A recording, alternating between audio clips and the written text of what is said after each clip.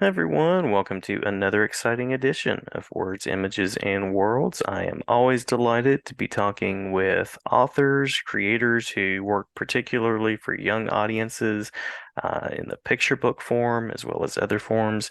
And on this episode, I'm talking with just such an author and creator, and that is Javaka Steptoe. Javaka, thank you for joining me. Glad to be here. I'm glad to have you. Glad to have you.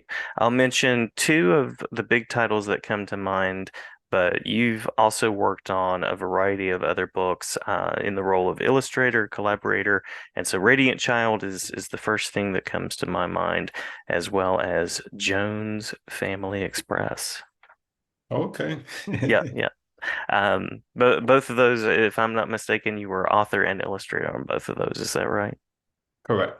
All right. I thought so. So curious about what connected you to creating and the written word. Um, uh, my mother and father were both artists. They met at Art and Design High School and they started having kids shortly after. Yep. Um, and more specifically, my father wrote and illustrated children's books. Yeah. So I grew up watching him writing and illustrating children's books. We were, when I say we, my sister and I were his test subject. Hmm. So, Hmm. when we would come home from school, uh, after, whatever greeting, hi dad, it was, hey, you know, how do you like this picture? How do you like this? Story I wrote, I'm working on. And um, it was a situation where you couldn't say it was good. You had to be able to break down what it was that you liked or didn't like about, what he created and things like that. Yeah. And then he would often tell us that the reason why he was creating children's books is because when he grew up, um, when he was growing up, when he was a, a a younger person, he was not seeing the types of books that he was creating. Hmm. Hmm. Um, there, in terms of the major market, there weren't any books about Black people. Um, And when they were depicted in children's books, it wasn't something that, you know, a Black person would really actually be interested in. It Hmm. was something that reinforced slavery and Jim Crow and things like that. So, he just, said to himself, um, I'm an artist. I'm able to write, and um, this is what I could do, Hmm. to Hmm. serve the greater good. Yeah. Yeah. And you got to be party to that, witness to that, Yeah, participate in it. absolutely, Yeah. absolutely. And then also, like you mentioned, Radiant Child. Hmm. Hmm. Um, I feel like the majority um the majority of the commentary about Jean-Michel Basquiat was written by people who didn't like him. Hmm. And so like the great thing for me about doing children's books, and this is not to say that you can't do this in other fields, is that number one, I could speak about whatever I want to speak about in these children's books. I just have to um be able to speak about it in a way that children would be interested in reading, and not just children, but also families. Hmm. Um, And so writing and illustrating Radiant Child for me was also a work of advocacy, you know. Yeah. Um, Me bringing the humanity to Jean-Michel Basquiat and who he was, and also, you know, the pride and um just looking at all of the things that, you know, I thought made him great. Um, Hmm. well, at least as much as I could fit into like 32 pages and Yeah. not be like boring and didactic. But that's part of the challenge for creating for a young audience, I'm sure, is fitting just the right things into a pretty short space. Yeah, yeah, absolutely. Yeah. So when readers are encountering your work, and I'll say the name Caldecott winning work, um, what do you hope they take away with them? Um,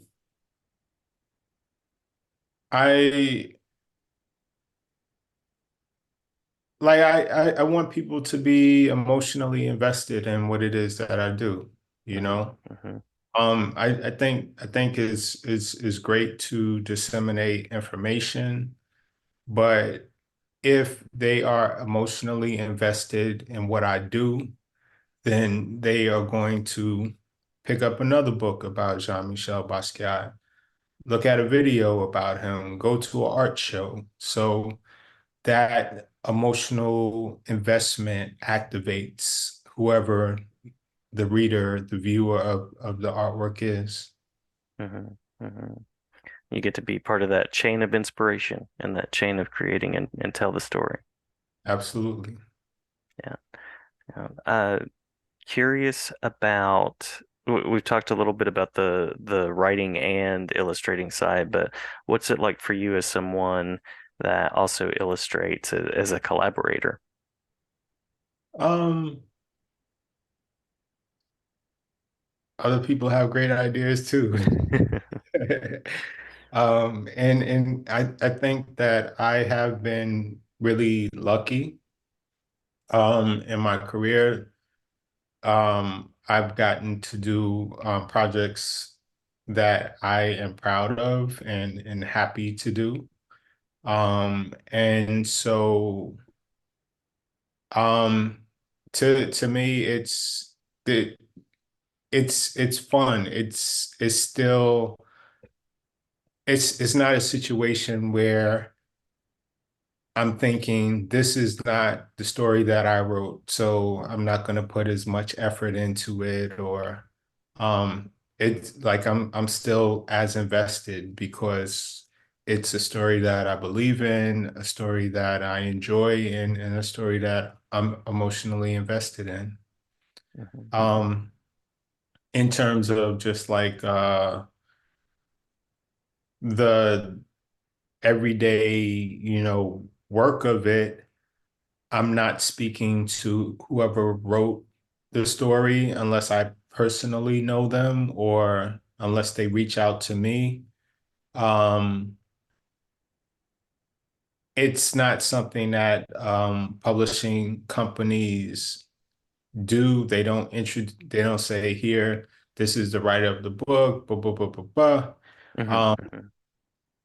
there's nothing that says that you can't, but you have you have the writer of the story and you have the publishing company. Mhm. And so if they're saying the same thing, that's great. If they're saying different things, then you're kind of stuck in a hard place. Yeah. Um, so I just kind of just take the story in, Mhm. figure out what it means to me. And from there, I create illustrations from that. And so far, no one has, you know, complained about it. Yeah, it is beautiful work. You do beautiful work. So, Thank um, you. Yeah, yeah, absolutely. If I'm a listener out there, maybe a young person watching this now, or however long YouTube lasts, years from now, and I'm thinking, man, one of these days I'm going to grow up and become a writer, an artist, a storyteller. Any particular message that you would share with that viewer? Sure, sure.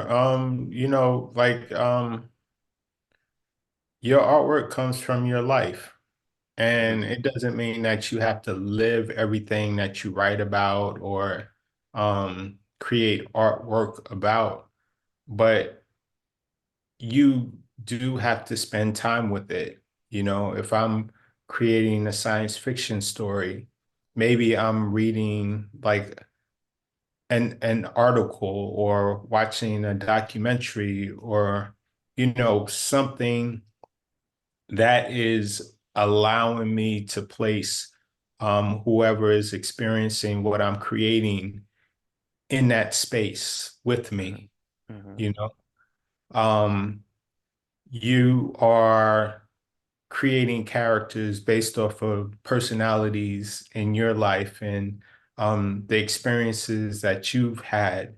So, live a good life. It's a good message. you know, um, and then read. Um, there's lots of ways of thinking about stories that you can get from other people. Hmm. Hmm. Um, and I think probably one of the most important things is that stories are are built. Um, I don't, there's not many people that could sit down in one sitting and write a story from beginning to end and hand it, into anybody, whether it be a publisher or, a movie script or whatever it is, Hmm. um, without having to go back into it and change things and edit it in whatever way that they're going to edit. So it's draft after draft after draft after draft until you get it right or until you get it into a place where you feel, good about what you've done. Hmm. Hmm. Yeah, yeah. So you're telling me the first draft isn't the only draft? It doesn't happen perfectly the first time? The first draft is the only first draft. That's right. That's right. But I, hey, if you could just, make one draft, and you have been blessed. Um, but I don't know anyone that can do that unless, like if it's poetry and it's, like a one-page Hmm. poem Hmm. or something like that. Not to take anything away from, poets and the work that they do. But even like a one-page poem, there's people that are like, I've worked on this for a whole year, you Yeah, know? yeah, absolutely. So, um, oddly enough, I feel like I learned what it means to be a writer at dinner, right? Hmm. And I liken being a writer to being a chef. Nice. Yeah. So, like if you're gonna make a dish, uh I don't know. Say you're going to make um I don't know, what's a dish? Name a dish. Enchiladas. Okay, so you're gonna make enchiladas, right? Hmm. So you have to understand what ingredients that you have, right? Hmm. And everyone can have the same exact ingredients, but when at the end of the day, once that enchilada is cooked, they're not all going to taste the same because they have different portions of the ingredients, right? Hmm. Hmm. So you have a story, maybe you put more laughter or you put less less laughter or comedic value into the story. Maybe you um spend more time with word choice or less time in word choice, or maybe you're more descriptive, or maybe you're not as descriptive. So um so you're like a chef, and you're Mhm. curating what it is that you want people to taste, and not just taste, but just like the texture of the food and the smell of the food, and like there's all of these minute things that you're thinking about that create and make the story what it is, you Mhm. know. Mhm. And so um that's what you're doing when you're making draft after drafts, you know. You're asking yourself, did I explain this the right way? Is Yeah. there a better way for me to explain this? You know, do I want to make it more fun? Do I want to make it more technical? Do I want to make it whatever, you know? Do I want to use this word? Is there a better word? Is it a better word because the word explains in a better way what it is that I'm trying to say?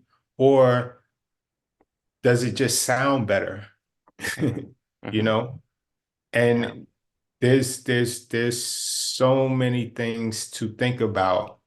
And if you could sit down and like have all that stuff in your head the first time you sit down to write the story, that's great. Hey, but it takes draft after draft after draft. Yeah. Yeah. Very well said. Very well said. And I love that metaphor of the meal. Anything that you're cooking currently that you care to Uh, mention? lots of things, lots of things, lots of things. I I have two stories that I am um negotiating right now. Hmm. And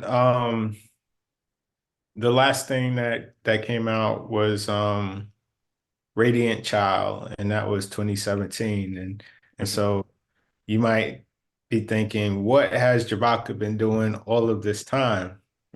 And what I have been doing is that I've been working on a publishing company, Wow. and I've been working with um a couple of different authors, um and pretty soon some illustrators.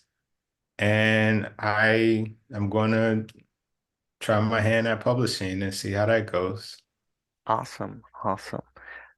Where can listeners go to find out more about you and the publishing venture? So I haven't like done my official launch yet. Hmm. Hmm. Um, but I will be doing that either at the end of this month or sometime in March. And I have a Instagram page, Steptoe Publishing, Nice. and I'll have the announcement video there. And then I have a rollout of a bunch of things that I want to say about that. So, you can also see that there, and you could also see it on my Instagram or Facebook page, Javaka Steptoe. And there's only one Javaka Steptoe. So, if you find one, that's me. Sounds great. Sounds great. I'm excited to see what is on the horizon in your creating, and I appreciate your work. I appreciate your words and the time that you've taken with me. Thank you so much. I appreciate, it's a hard thing being an artist if no one is like, hey, I appreciate what you've done. Yeah, So, yeah, you know, it's a absolutely. symbiotic venture. Yeah, yeah. Well, sending Yeah. all the love and glad to share about your work anytime. Thank you so much. Yeah, thank you.